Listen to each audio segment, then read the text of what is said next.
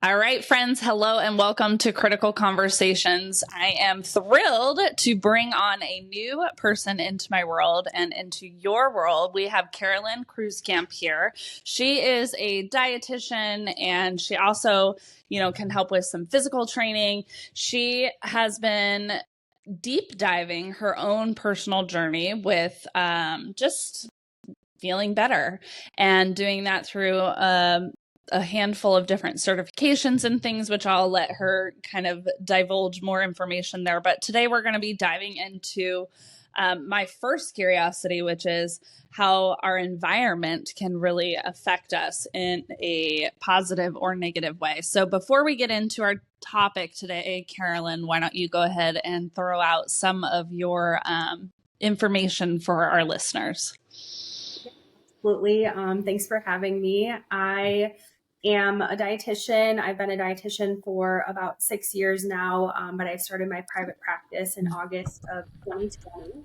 And since then, things have really evolved and changed over the past 4 years or so. I started off working mainly with women and fat loss, but I was finding that even my clients that I knew they were following through, I knew they were doing what they needed to do, there was something that was preventing them from getting the results they're looking for. So that kind of led me more down more like a functional, holistic path. At the same time, I was going through my own post-birth control journey and transition off of that in May of 2021.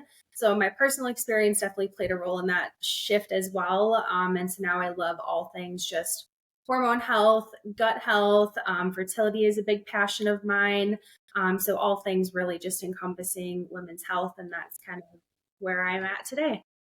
Amazing. Awesome. Well, my first question is this mold question, because obviously, as you and I were talking just before I press record, I'm in Oregon, the Pacific Northwest. We have a ton of mold here, and I live in a very old home that we've remodeled, but mold is an ongoing thing because it's literally just in the air everywhere here. Tell me about what your discovery was and kind of what drew you in to that topic. Yeah, so it's something that is a really challenging topic because mold affects literally everything from mental health to physical health, everything in between. What really prompted me to dive into that was, again, my own personal experience. So, like I mentioned, I went off of my birth control. I'd been on it for about 7 years in May of 2021.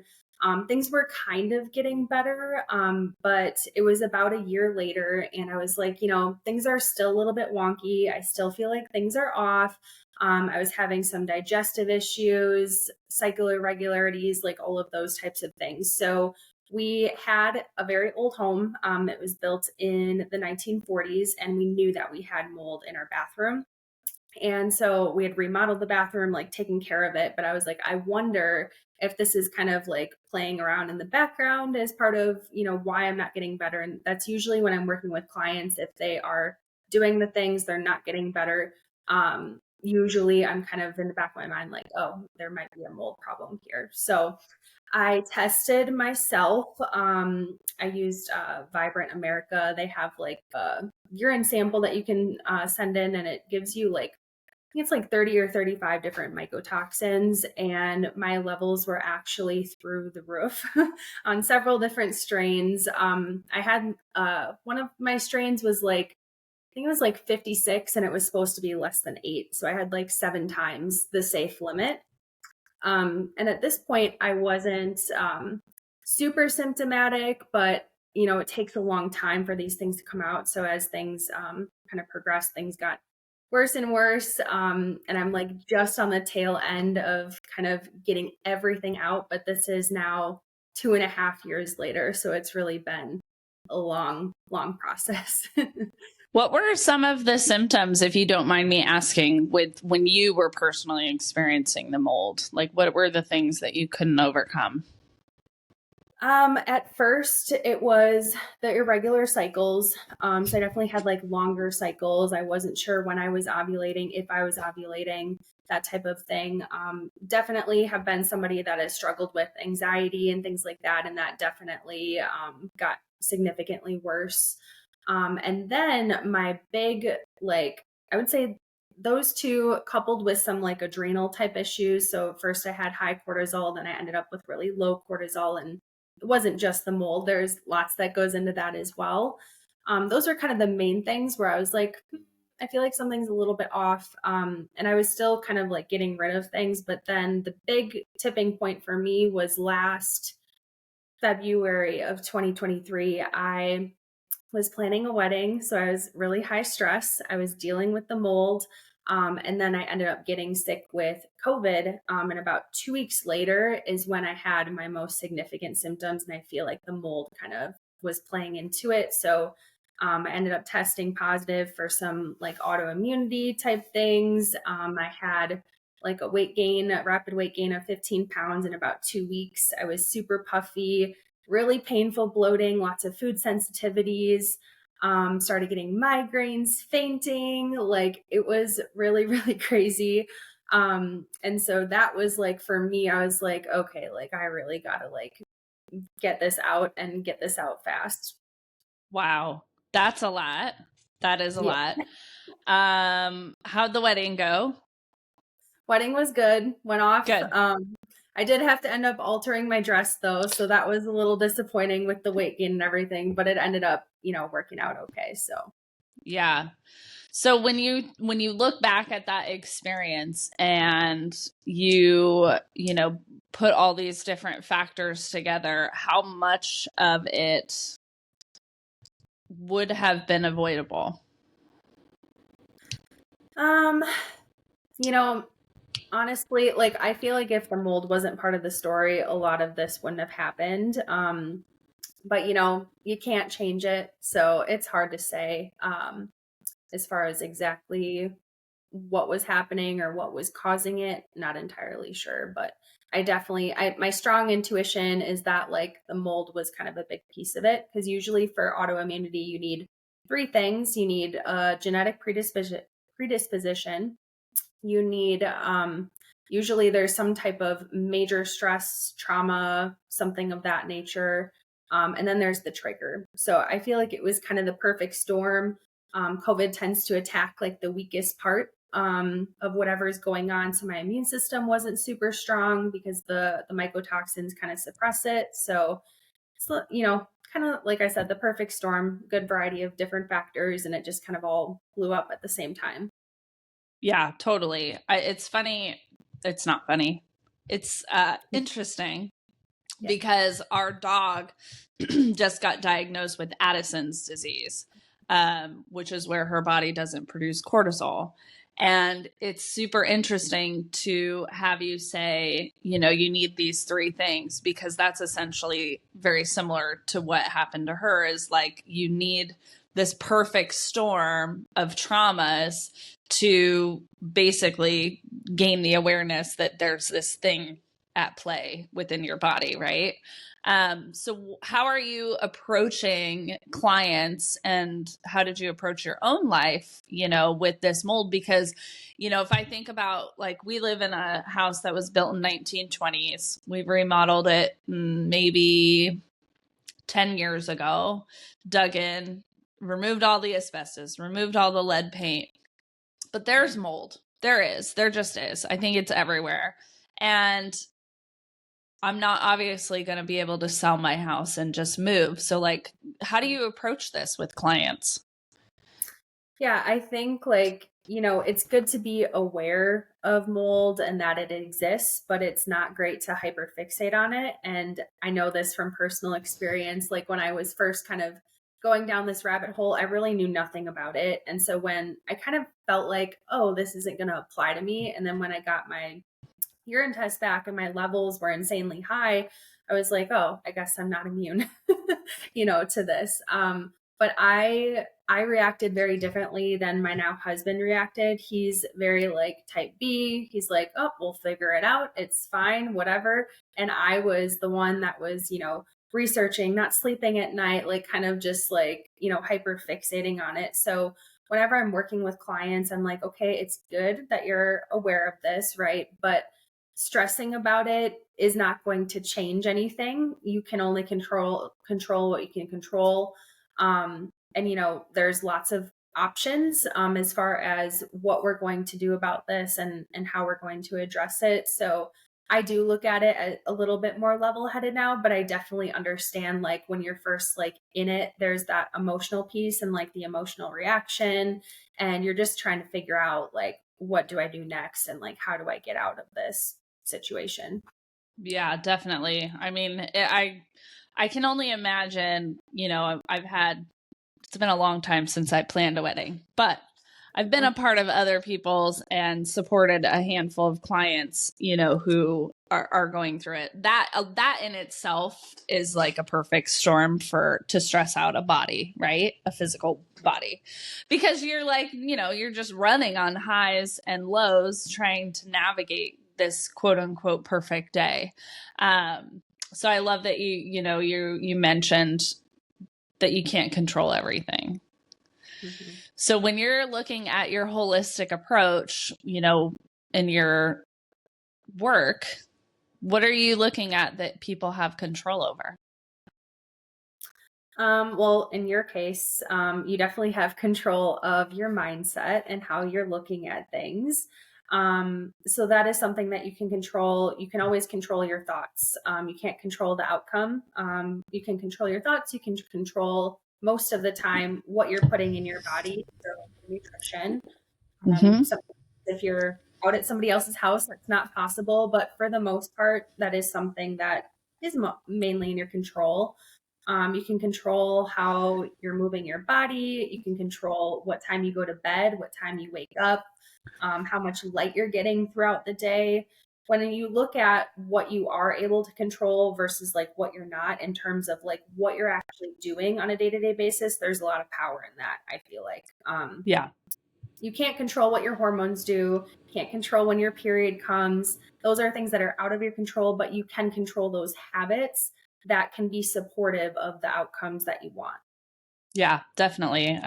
I mean, it starts small. I always talk about it, you got to start small, and they have to be stackable, sustainable habits. And so I think a lot of times when people are looking to feel better or live better, they want to do this big radical thing, and that's often not sustainable. So, if we take the example of the mold, you're probably not going to be able to just sell your house and move somewhere else. There's a likelihood of wherever you go, you're going to be battling mold. So what can you do, right? So small actionable steps. So tell me, you brought up fertility. What are the things that you're noticing with, maybe yourself and clients around fertility and control? Because I think that, I know in my own experience, my daughter's 10 now, but I haven't been on birth control since I had her. Like, it's not in the cards. And I've had miscarriages, and it really is a challenge as a woman. And I don't think we talk about miscarriages enough.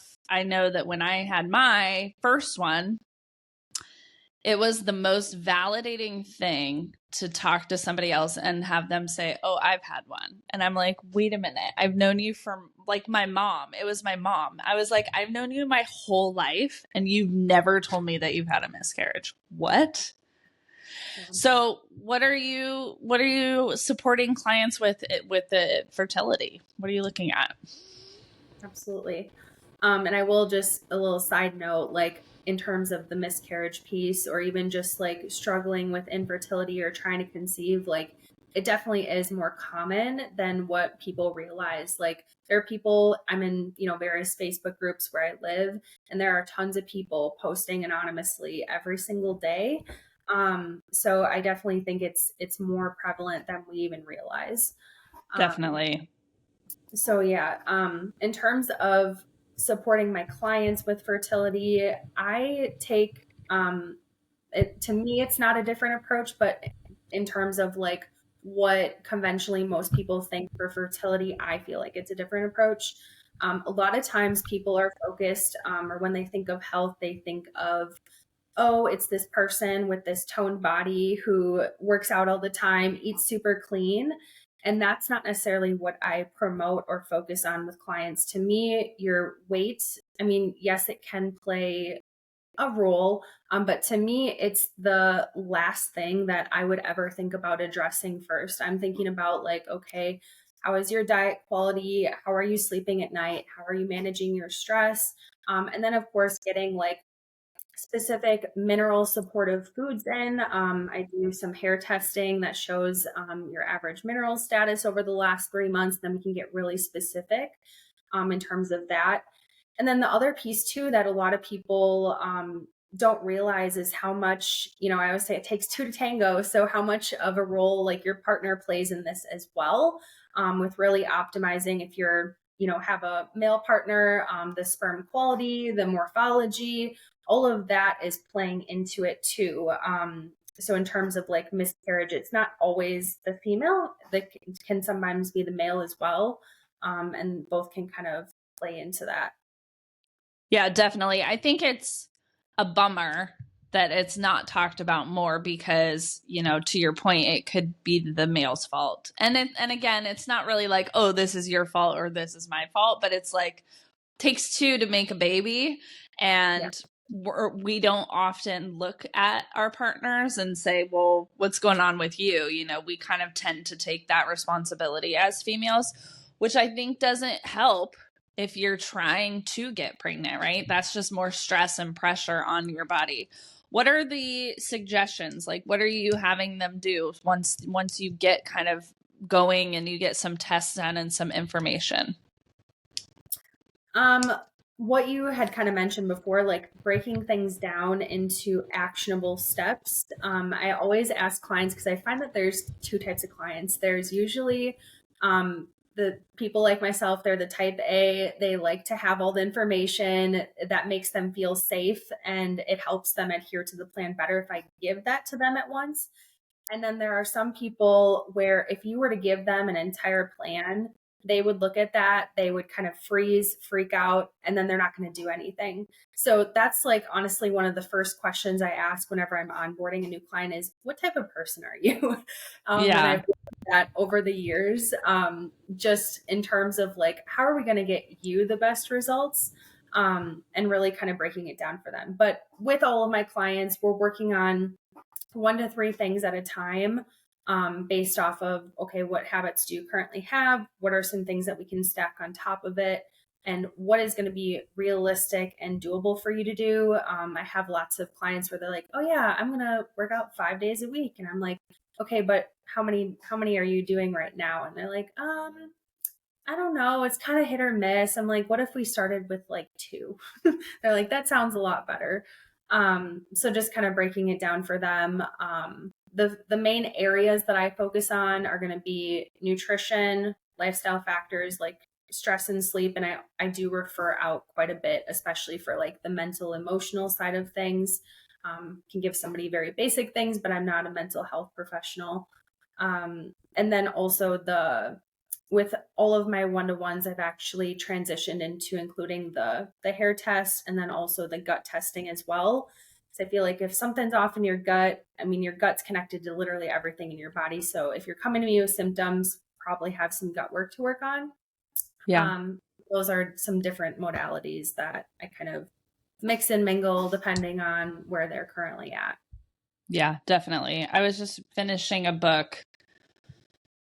I can't remember what it's called, but I was just reading a book and it was a business book, and the author was like, you got to listen to your gut because your gut is everything. And I think that it's often overlooked because we're so busy and we're trying to do all the things. And for me, I know when I was trying to figure out fertility stuff, trying to get my health on track, trying to get my gut healthy, I did that stool sample, and it was actually my OB who was like, dude, you cannot take probiotics. They're actually really killing your gut right now. And so understanding what works for you is so important, which is why I love these different modalities that you often aren't going to get with a Western medicine doctor. They're not usually going to send you off for a stool sample unless you really push for it, and or you get somebody who has the blend of both worlds. What got you into this world? Probably, well, it was mainly my post-birth control journey is kind of what prompted all this, in combination with, I was like, clients are getting the results they should be getting. Like, there has to be something more to this. So it was a combination of those two things, and I've learned a lot just even going through everything myself, from the post-birth control to the mold stuff to the autoimmune stuff. There's been lots of layers to it. And so I feel like with each like level in my health, I've kind of layered that into my business also. Yeah, definitely. What's your favorite recommendation? Like, what are you telling everyone to do? That's a good question. I feel like honestly, it's like set boundaries. Because like you said, a lot of people are doing a million different things at one time, and they're kind of burning the candle at both ends, and you're not going to get better if you don't do that. If you don't slow down, you don't take time for yourself and do things that actually fill your cup up. Because I can give you the best plan, the best supplements, the best food, but you're going to continue burning through all of those things if you're not slowing down and really taking time to take care of yourself. Yeah. Yeah. I mean, I would say 99% of my work with clients is around getting intentional about what's working and what's not working. And boundaries is a huge thing because it's so easy to get blurred in, but I have to do this. And it's like, well, but wait, why? Why do you have to do this? Yeah. Like, let's really think about this. Let's get curious about it. When you are looking to onboard a client, what's your process? How do people connect with you? Um, First, well, I do get a lot of people in from like social media and things like that. But on my website, I have an application. I want to make sure that I can actually help the person, that's going to be working with me for an extended period of time. So in there's a program application that'll kind of help me filter out like, what are you actually looking for? Are we going to be a good fit? And sometimes I'll get on a call with somebody just to chat if they have some more questions. Otherwise, we might chat back and forth through email, DMs, etc. And then if it's a good fit, move forward. And currently, my program is about 6 months long, because a lot of these changes do take some time and to work through all of those different types of things. So that's a little bit about what that looks like. Then they'll have access to like education library and some onboarding stuff, get the testing done, and then we can kind of get started. Yeah, definitely. What is I want to hear like a client win or a success story. Tell us about, one of your favorite clients. Let's see. As of lately, I have a really, really amazing client. She's local to me now in Kentucky, and she previously was working, and I'm not trying to like bash any other trainers or anything, but she was working with a trainer. She wasn't getting the results that she was looking for. She was really frustrated and had, thyroid issues, significant energy dip, lots of different symptoms, and amongst that was weight loss resistance. So we've actually increased her calories up by like 600 per day, and she's a small lady. She's like 5'2". We've really worked on her gut. We've really worked on her adrenal health, and she's currently getting through the day without crashes. She's feeling a lot better. We're not trying to lose weight, but she's down about 20 pounds from when Wow. we started. And she's just like an insanely hard worker. She does not make excuses. She just goes and does the stuff. She's very humble. So I love her personality as well. She's been really fun. Yeah. What do you think the personality trait is that somebody needs to have to transform and get the results? Honestly, just I don't know what the word is, but like the see it through type of person. Like, even when things don't go the way that you want it to, like, you don't completely give up. I guess like maybe perseverance would be a good word for that. Somebody that sticks through it, because you're gonna have challenges, you're gonna have things that pop up. And you're never going to see that other side if you stop. Yeah. Yeah. What are you recommending for, like, what are the workouts that people are doing with you? I am a big fan of strength training. I've done all of the things. I previously was a competitive swimmer for 10 years, so I did lots of cardio. I swam 1 year in college. Post college, I didn't know what I was doing, and I didn't have any structure. So I did CrossFit, which I don't think is necessarily a bad thing, but if you're in a really depleted state, it's probably not the most supportive option for you. So I went through that phase. I became a marathon runner and did more cardio. And eventually I've landed on strength training and then just walking and maybe a small amount of cardio. But I love strength training, especially for women. A lot of women are afraid to lift heavy things, and they think that they're going to get bulky, but you're really not. It's really necessary for not just looks, but also health benefits as well, and bone health and all of that type of thing too. So love strength training, and I love teaching women who are really afraid to do it. I get that a lot where they go into a gym, they're like, I don't know what to do. And then like a few months in, they're like, I increased my weight by this. I know where this is, that is, and their confidence just increases dramatically. So that's a really cool and fun transformation to see too. Yeah, that's so cool. I am one of those who's afraid of bulking. I know it's not true now, but I do remember I used to work out with, I dated a lot of athletes in college, and I dated the quarterback for a hot second. And I used to go with another friend and we do some of the football workouts. And I remember being like, oh my God, I can't lift that. I'm going to like be too big.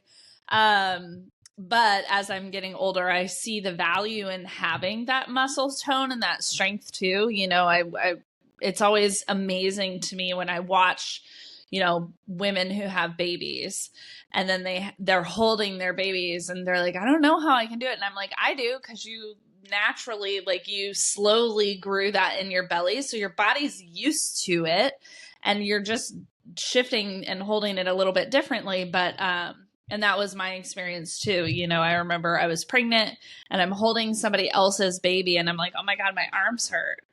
And she was like, dude, let me tell you, it's this crazy thing. So I love that you say, you know, we start at this small weight and then you can increase it, and it works. It does work.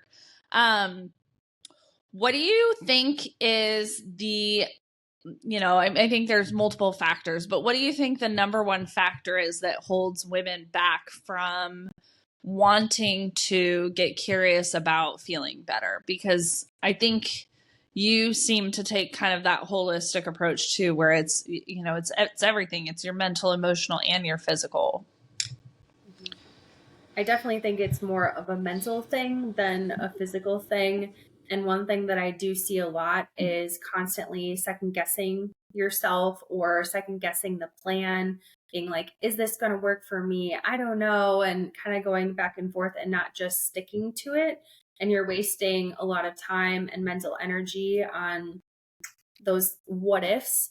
And you know, maybe it won't work. That's okay. But then at least you know, and you can always pivot and shift down the line. But I definitely see the mental side of it getting in the way of success more often than not. Yeah. Yeah. It's change. Change is a scary thing for people. Yeah. And the unknown, right? You don't know what to expect. What is it that you hope people walk away with from our conversation today, Carolyn? I mean, this is literally and also metaphorically as well, but just like trust your gut, trust your intuition, um, and really just like if you know something is off, there's always options. Whether it be me, whether it be somebody else, there's always a way to get the results that you're looking for. Yeah, definitely. Do you work with people virtually or just in person? Nope, my practice is actually 100% virtual. So anybody pretty much in the United States is a go. Awesome. I love it. Where is it that you would love people to connect with you most? I'm most active on Instagram at Nutrition by Carolyn K, or you can check out my website as well, nutritionbycarolynk.com. I love it. Is Krueskamp your maiden name or your married name? Married name. I love it. My maiden name was Elk, Kelk. Oh, so you were a K anyway. Yes. Yep. I love it. Working out. Yeah, that worked out great. Okay, I have one more question for you. When you think back to a younger version of yourself, you can pick whichever age this is. What's the one piece of advice you would give the younger Carolyn? In terms of health, I wish I hadn't spent so many years like under eating and over exercising. That was a big part of my story, and like having to overcome that in my like mid 20s, and then even digging myself out of a hole in my late 20s. So, don't be afraid to eat more. It's really going to be the most supportive for you overall. And I think a lot of women are really fearful of that. Yeah, definitely. It's funny how we limit ourselves. Yeah. And it's like everything, right? It's like food, time, exercise. We just limit ourselves. So you heard it here first. Go ahead and indulge, but probably only on like good, natural, healthy things, I would say. Time, all about balance. My favorite food is ice cream, and I still fit that in. Yeah, I had a bowl of ice cream last night, actually. It was the first time in a very long time that I gave myself permission to have it. So very interesting. Well, Carolyn, I appreciate you jumping on and having this conversation with me today. We'll make sure that all of the information, how people can connect with you, is shared in the show notes. Is there anything else that you want to tell our listeners before we say goodbye? I don't think so. I think that sums it up. Awesome. Well, I appreciate everyone for listening, and make sure you guys are being nice to yourselves. And if you're curious about Carolyn, jump into those show notes so that you can connect with her on Instagram or on her website. Carolyn, thank you so much for joining us today, and we'll see you all at the next conversation.